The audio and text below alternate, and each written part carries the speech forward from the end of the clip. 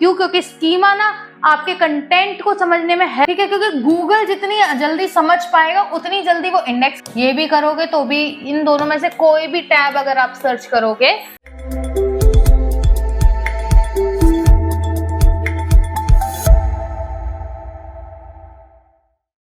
Hey guys, welcome back to our channel Skilled People and in this series of digital marketing जो topic हम cover कर रहे हैं that is SEO। और SEO के अंदर भी हमने जो सब टॉपिक्स अब तक क्लियर किए हैं that's all about technical SEO की किस तरह से कौन सा एस्पेक्ट टेक्निकल SEO का आपकी रैंकिंग पर किस तरह का इम्पैक्ट डालता है।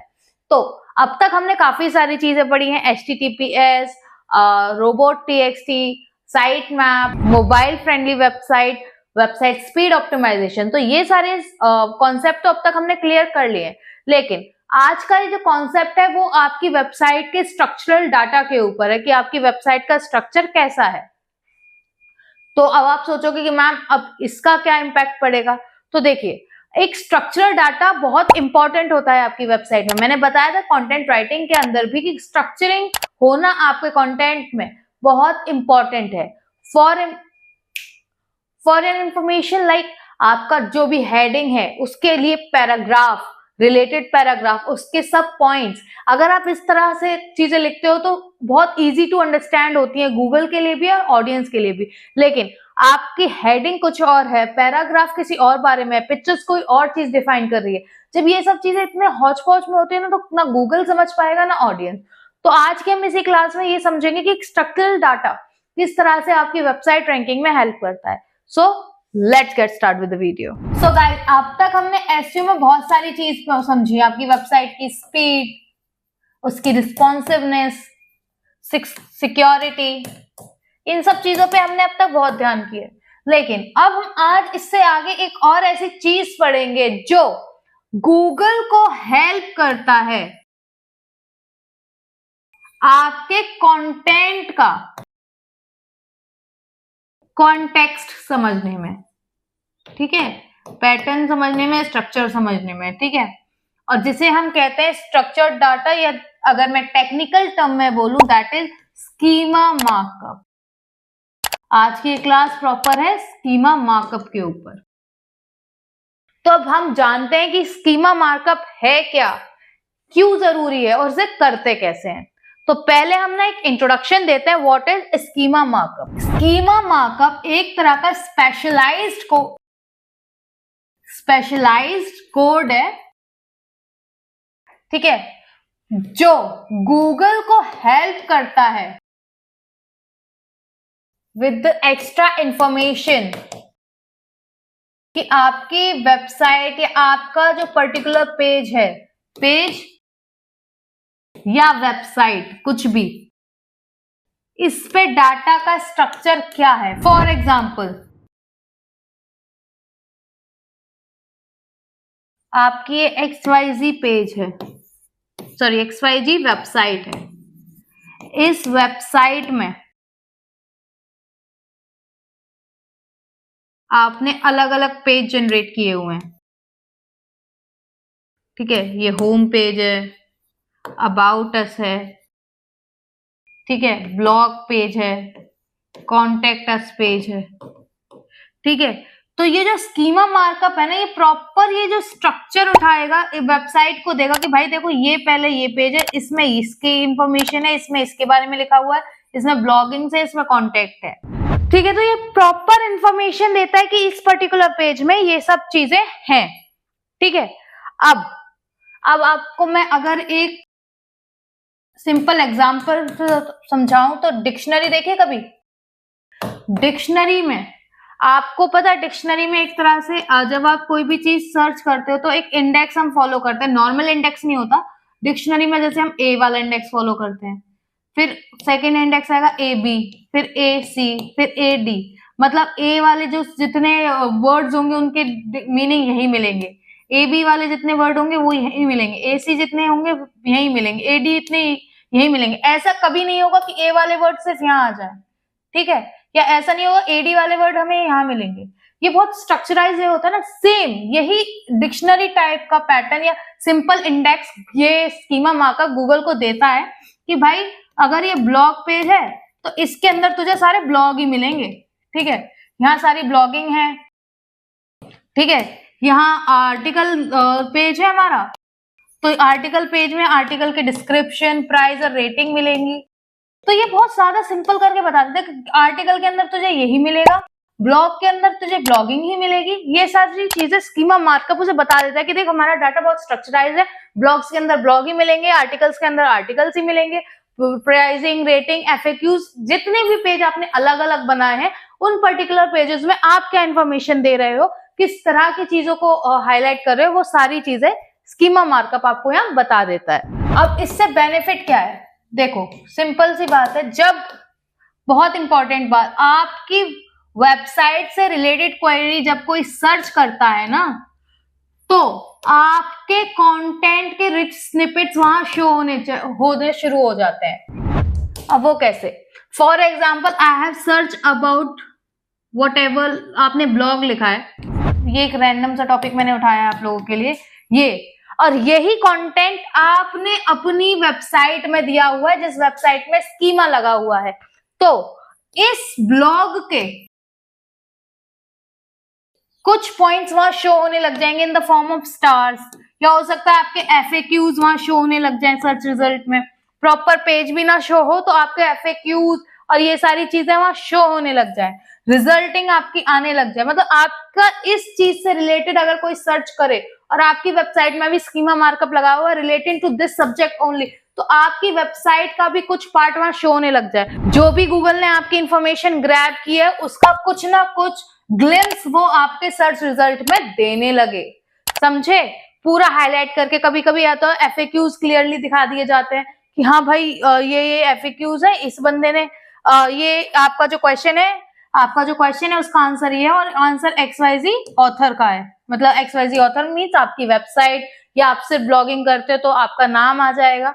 तो ये सब होता है। पहली बात, आपके कंटेंट के स्निपेट्स बनने शुरू हो जाते हैं और स्निपेट्स के और यही स्निपेट सर्च रिजल्ट पर शो होने भी शुरू हो जाते हैं।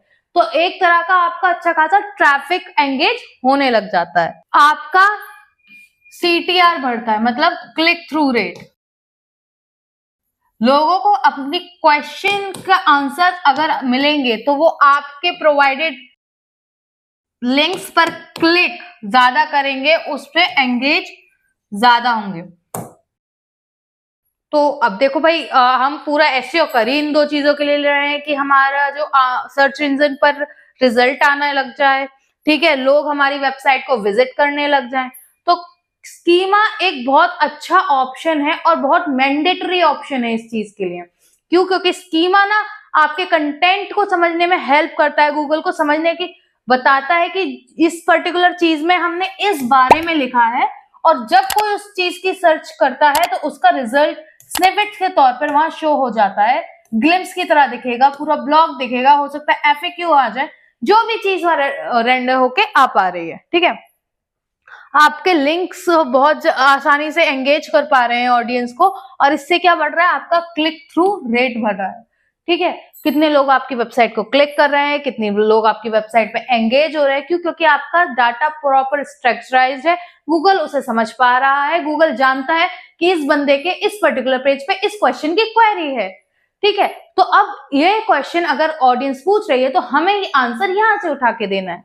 बहुत ईजी है ये सारी चीजें, ठीक है।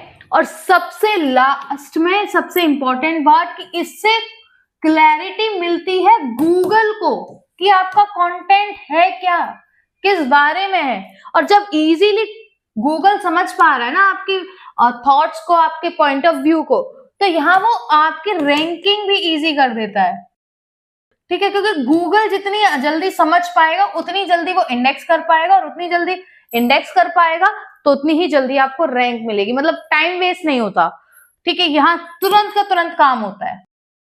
तो ये एक बेनिफिट्स है, आपके गूगल का कंटेंट समझ में आता है जो आपकी हेल्प करता है आपकी रैंकिंग बूस्ट करने में, आपका क्लिक थ्रू रेट बढ़ता है, ऑडियंस आपके लिंक से, आपके आंसर से एंगेज होती है, और आपके जो सर्च क्वेरी है वहां आपके स्निपेट्स शो होते हैं, ठीक है। आपकी वेबसाइट के जो स्निपेट्स होते हैं वो शो होते हैं। तो ये तो थी कि क्यों, अब आंसर है कैसे, मींस हाउ। इतना सब तो हमने समझ लिया कि स्कीमा मार्कअप क्या है, स्कीमा मार्कअप क्यों होता है, बट अब करना है स्कीमा मार्कअप कैसे लगाते हैं। तो अब हम इसी बारे में बात करें। तो फर्स्ट है आपका, if you are working on a WordPress website, ठीक है, वर्डप्रेस वेबसाइट में again Rank Math and Yoast SEO, ये दो ऐसे प्लगइन्स हैं जो आपके स्कीमा को बनाने में हेल्प करते हैं। अब वो कैसे, यहां आपको ऑप्शन मिलता है to generate your schema code, और आप वहां से इजीली करके उस स्कीमा मार्कअप को जनरेट कर सकते हो। यहाँ आपको ऑप्शन मिलेगा, आपको ओके करना है, इंफॉर्मेशन देंगे, काम खत्म, आपकी वेबसाइट पे ऑलरेडी स्कीमा मार्कअप लग गया। ये इनबिल्ट ही ये पूरा प्रोग्राम देते हैं, तो आपको कहीं जाके अलग से अपलोड करने की, अलग से कोई फाइल में कोडिंग करने की जरूरत नहीं है। सिंपल जाओ योस्ट एसईओ में जाओगे, योस्ट एसईओ में इसलिए बोल रही हूँ क्योंकि बहुत कॉमनली यूज टूल होता है। आप जाओगे, वो प्लगइन इंस्टॉल करोगे, इंस्टॉल करके एक्टिवेट करोगे, एक्टिवेट करने के बाद वहां आपको canonical tag, schema, title, description, काफी सारी चीजें मिलेंगी, वहां जाके आपको अपना स्कीमा एनेबल करना है।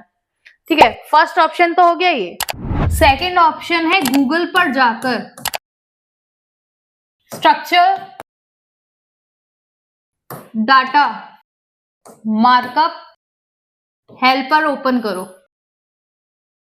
अगर आपको ये याद ना आ रहा तो आप सिंपल गूगल पर जाकर जो भी सर्च बार है उसमें लिख देना स्कीमा जनरेटर।